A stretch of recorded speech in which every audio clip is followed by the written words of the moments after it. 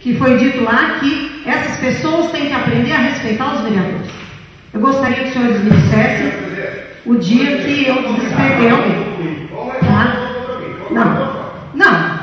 Eu só estou concluindo que eu... Faz favor, não queria ensinar o presidente.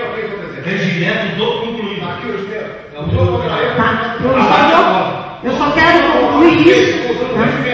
Em questão de que eu respeito todos os senhores, tá? E trato todos de forma igualitária, tá bom? Obrigado pelas palavras da Cleide. Senhor Ricão, o senhor pode falar uma vez, não gritar comigo que isso tem... Não, senhor, você já falou uma vez que não bate na mesa, porque quem bate na mesa é eu. Tudo bem, mas quem bate na mesa é eu. Vai só faz favor. Usou contra eu para ter usado uma frente com o povo. Faz favor, você bater na mesa, já concluiu, já pagou. Fica na tua quietinho. Tá? Já concluiu? Tem educação do presidente? Tem educação? Tem isso, Então faz o